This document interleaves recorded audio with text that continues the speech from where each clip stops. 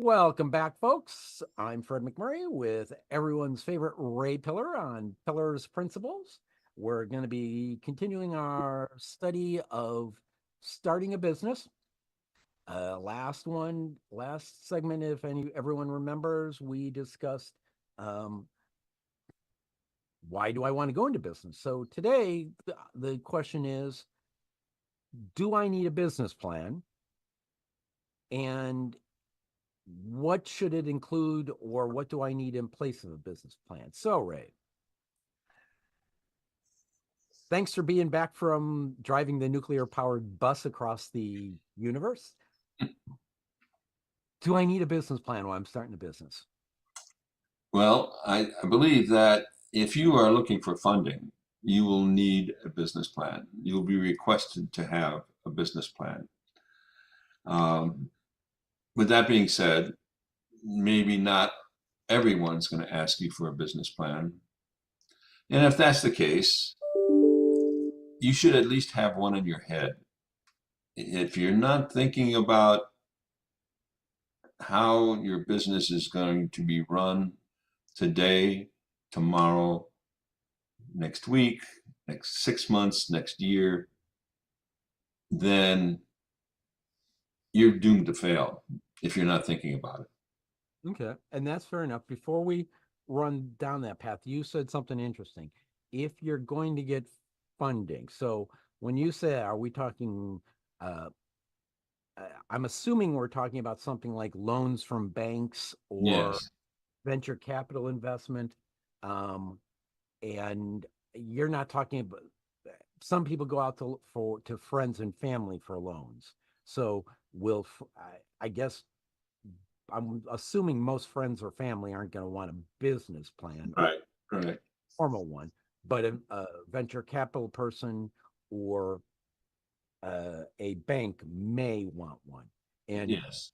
obviously, knowing where you're going to go is a good thing. This business plan, you said you have to have at least one in your head. Yes. Absolutely. So you're not necessarily a huge fan of a written business plan. Uh, so my question would be, when would a written, besides funding, for what types of business would a written business plan be useful? Well, that's a good question. I'm going to look at it maybe from a slightly opposite viewpoint, where it could be if you're the type of person who wants a business plan, regardless of needing one, you may be the type of person who wants to follow it religiously without making any changes in it. And that could be detrimental. In other words, as time moves on, your business will change. Uh, Prime example, when I started my business, the only way to really do any good advertising or marketing was in the phone book. So you spent thousands and thousands of dollars on a half page, full page in the phone book. Now, most people, if they get a phone book, they use it to prop the door open. They don't go through it because it's so much easier to use Google. you know, so now where's your money being spent? And if you're still spending it on yellow pages, well, I'm not sure there are yellow pages anymore. I mean, also know I can't seem to ever reverse look up some of these spam calls I get. All right, so back to the business plan. Um, uh, I'm assuming there's a differential between a service-based industry and a product-based industry. So I'm assuming a written plan would be more apropos for somebody that's developing manufacturing products, things like that. Because I they're would think so. Yes. because then you've got things like or material sourcing. Yes. All right. Mm. So if we're putting a business plan together either in our head or on writing, what's what are some of the things we need to cover in that business plan? Well, I think probably the first thing is marketing, and who is your market, Okay. and are you able to easily determine what your market is, and somehow or another make sure you can focus your marketing on that market. Okay, so that's to me, that's a question I always run into in the marketing area, which is who is your primary audience? And to me, I think that's one of the questions most people blow up on because you, I've asked many, many times in speeches or presentations I've given, who is your, how many of you would say everyone can use your product? And 90% of the people raise their hand. And Mhm. then I asked, if it's $10 a lead, how many of you have $78 billion? And no one's ever raised their hand. I keep telling people when somebody does, please send them to me. So one of the things I find people blow up on most is the whole who is my audience, uh my so when you're trying to define an audience, what are some of the things you should look at? Well, who needs your product? If Okay. you're selling a product or a service, who needs that? And although I don't think I ever gave it a lot of thought, because it was probably natural for me to think who would my audience would be, and it's probably a working family who has a certain amount of income, and they're busy raising their children and going to work, and they don't have time to clean their house. So That's another thing though, right there. What you just said at the end was clean their house. So it's homeowners primarily. yes, So for you, it's homeowners who are busy, most likely would have kids, not necessarily have kids, but right, see homeowners. All yeah. right. So, um, do you see that or find that most people try to market too wide? Well, here again, that's you need to focus your marketing to your audience, but should be no reason why you shouldn't widen it to others, because like in my case, seniors, why wouldn't I want to market? That'd probably be my secondary market. Why wouldn't I want to market to them? Uh, they don't want to clean their house.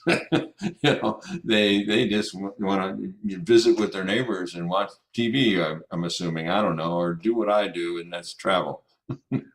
Never around, so you don't need the house. I mean, seriously, dude. Yeah, yeah, And I get that, but even with seniors, we're still primarily talking about senior homeowners. yes, So for you, that filter is homeowner. A homeowner is most likely the buy or the user of your service. hmm, Um, and then there's also the difference between inbound and outbound marketing. Somebody calls you, you're not going to say no, but yet if you're trying to put a message in front of somebody, you want that message, as you said, when you used to go to the yellow pages. Now it's Google, it's Facebook, it's so on and so forth there. hmm, So when you're using those, you're targeting that market as tightly as possible so you get the best response for your buck, your market. yes, yes. Mhm. All And right. you hire experts in those areas as well. Now, I don't know who that would be. So, eh, he's talking about Westvyne, folks. That's who he went with. Yeah. That just so you understand his chuckle. All right. So we've talked about who the target audience. So knowing in that business plan in your head, knowing your target audience is critical to success. All right. So another thing you've talked about before is competition. Once you know your target market, Mhm. you need to understand your competition, correct? Um, Possibly, yes. You should have an idea of what they're targeting as well. Yes. So in your case, how did you find out about your competition? You can ask. You can ask a client.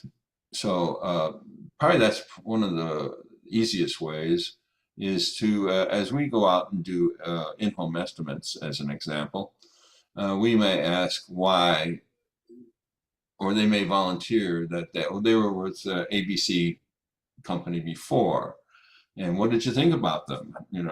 How about their pricing and things like that? We may ask them some questions, and of course, we can also uh, call them and ask them, what their pricing is, when can they get out, and we can also look at reviews on other companies that's available online.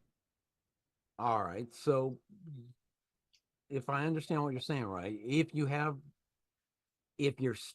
just starting out, you can't go out and ask your customers until you got that first one.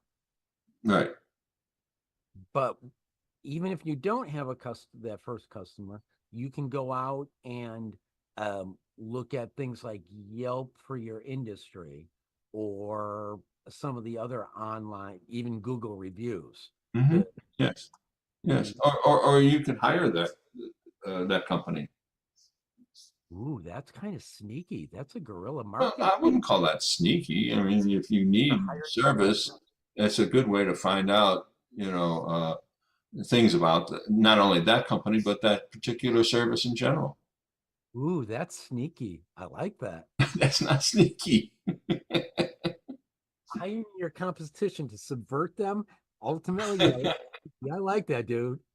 Taught me something today. All right. What else do you want to talk about? What else advice do you have about competition? Understanding competition. Uh, well, we talked about the competition. You should have a pretty general idea about your competition and what they offer and what you can do better as far as what they offer. So, one of the questions I used to hate getting asked by a potential client was, why should I hire you over ABC or whatever company? And at the time, I probably didn't know a good answer. I do now, but you should have that at the tip of your tongue if someone asks you that question. Why you and not someone else? Because I'm not going to sell you Twitter. So what we're talking about here, since you've actually started to go into the third question, is what you're saying is you need to know what your unique selling proposition is. Yes. Why people should buy from you, other than the fact that you got a nice smile and a uh Hmm. Yeah. What makes you different? What makes you a step above some other company? all right. So I'm gonna hit you low here. So somebody asks you that now. You're out on and you're going out to the local chamber event, and Hmm. somebody says, "Well, why should I hire you?" What's your answer now?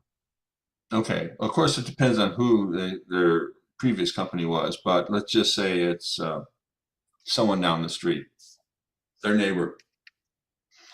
And I would simply say, do you like your home? Do you want to keep it? So if your neighbor falls down the stairs, who's going to own your home? Okay. That's one of the things. And if let's just say it's a larger company that they previously had, I'd say, we answer the phone. We will talk to you. You're not going to be put on hold. And we will deal with any situations that you have with our company. Awesome. At that point, I can't come up with any better way to end this segment of Pillars Principles. Any last words of wisdom, my friend?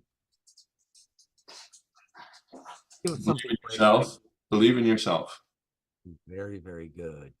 Folks, been in small business myself since about 2005, and if you don't believe in yourself, don't go into small business. That's That's right. because it's not for the weak of heart. Definitely.